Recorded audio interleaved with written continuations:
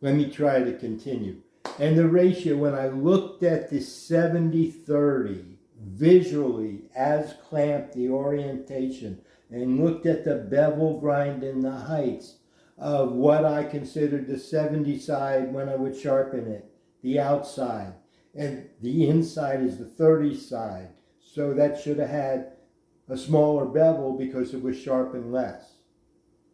Plus, because the side is taller, I would expect the bevel to be smaller too.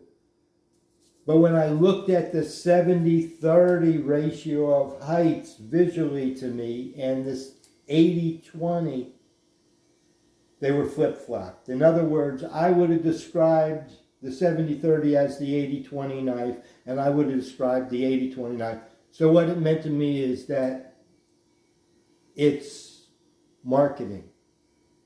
At least some of it's got to be marketing, a description, but not necessarily anymore to follow form on that sharpening ratio that I tried to learn from the masters. And then when you try to apply it to wicked edge sharpening, where you're doing two sides and you have a lot of counting going on to keep the bevels even, but now the sides of the knives are ground uneven and the appearance, it becomes very complicated. And then the practicality of it, the truth of it is that as long as those two planes, whether one is straight up and down or it's 70-30 or whatever, but as long as that edge is keen, where those two planes, those long lines intersect on that knife, if that's keen, that knife's going to be sharp. Now, to figure out how to do that rest, that's what I'm still working on, because I've discovered those, how do I say it? The question, I've discovered that my question is valid about the sharpening technique that I've been chasing, trying to ascribe to the asymmetrical grinds and the uneven bevels all these years, that I'm learning that some of it's a crock and some of it may be old traditional, and now there's a lot of different new style knives. I've seen the evolution in just the years since I'm collecting knives, like since 2005 probably I bought my first nice knife. And in this 20 years, I've seen a modernization of the designs of knives, both in Japanese knives and in the brand name high-end Japanese knives like Shun, to the European style. All of the knives are getting more contemporary, and all of the descriptions are getting more contemporary, I guess, and less traditional. So it's getting harder and harder to buy them. And there's also the blend between the marketing and the stylizing and the contemporariness of the design and the new techniques, new science, and new brains that are making these knives. See, we got a whole new generation of knife smiths that may not have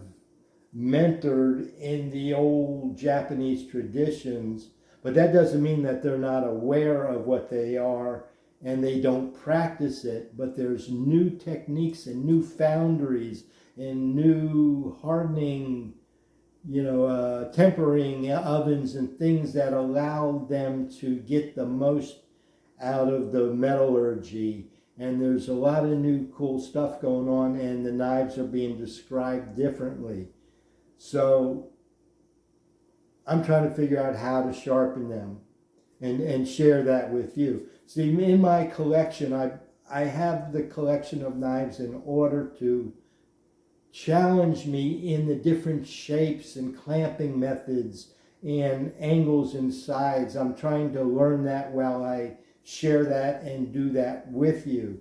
And through the knife collecting, And through examining, it wasn't until I got started with this group and started realizing what I had when I started looking at my knives and put together the collection of who made what and what this is and and saw the similarities and the differences, that the sharpening of the uneven knives became real important to me, because it's supposed to ascribe to a sharpening technique and it doesn't seem to hold.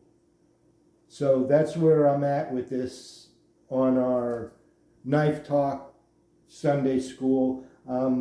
Chasing this understanding of uneven grind and how to apply those on Wicked Edge. Now, to add to that, for you guys that have recently joined this group, my thing is whetstones. I've been using whetstones for Wicked Edge for many years, and I have amassed a collection of whetstones. As I chase, trying to understand how to sharpen knives, I'm chasing which whetstone works best on which steel. See, I have in this collection in the kitchen, I have, I don't know, 25, 30 different steels, and I don't even touch what there's out there. There's so many more. And what I don't know, without getting into steel talk, is how many different things are called different names in one knife and a different name in the other knife. And I may have experience sharpening a steel that someone else calls it by a different name somewhere else. So that's a whole different discussion on steel, and I'm not going to get into hardness. I will get into sharpening harder steels and what I experience in the chippiness and which harder steel sharpens the smoothest and more, that type of stuff I'll get into. But I don't much care if it's a 57 hard steel or a 64 hard steel or 67 hard steel. I feel they're different, they sharpen different, but I appreciate them all. I didn't look to get the hardest, I did look to get the hardest steel that I could get at the time when I bought my first knife.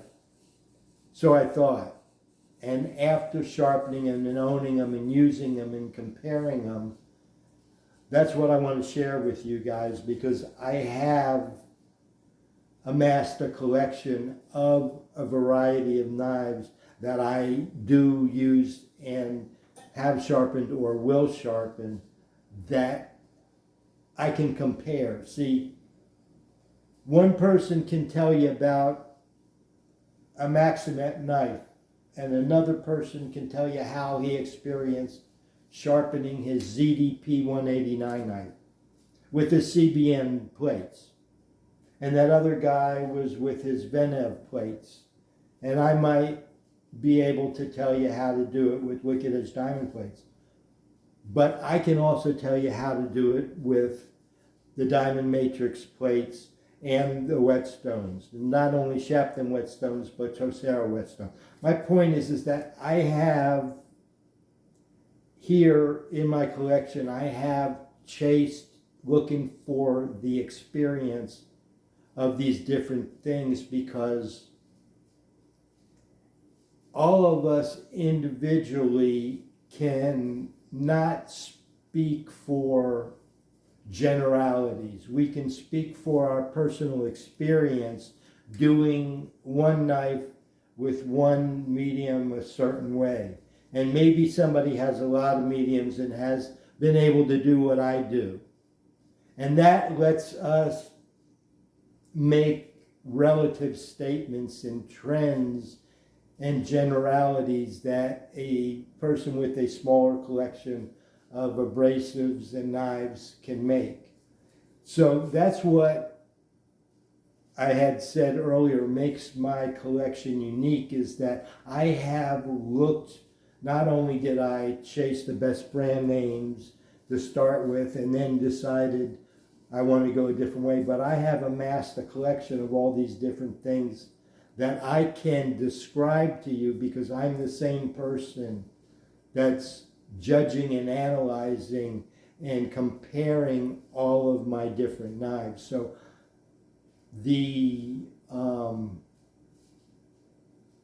because they're all my knives, I don't have to feel bad about saying that one's crap and one's great. I can be honest about them and compare them honestly and share about things in a way that other people can't. When I make a review of a knife, it's a point of view review from me, this user, using my knife. And I compare all the knives I use similarly. It's different than a review in a catalog. I don't look at it. I look at them from how they feel cutting and how they feel sharpening, and then how they feel cutting after I sharpen them. I'm strictly reviewing the knife, how it's going to be to use it and sharpen it on my wicked edge from my point of view. Not trying to educate the people, educate you into buying knives.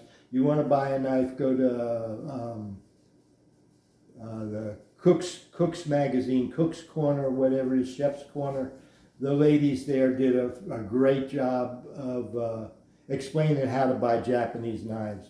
Ricky Perfection's done them. There's another guy on YouTube that's compared them. I don't look at that stuff. I feel the knife the way I feel them. I compare them the way I compare them, judge them the way in the hardness and the sharpening. That whole way that I put them together, that's what I use to review a knife from that point of view, from a sharpener's point of view, as compared to a buyer's point of view or a collector's point of view for beauty. I'm doing it from a wicked edge sharpener's point of view.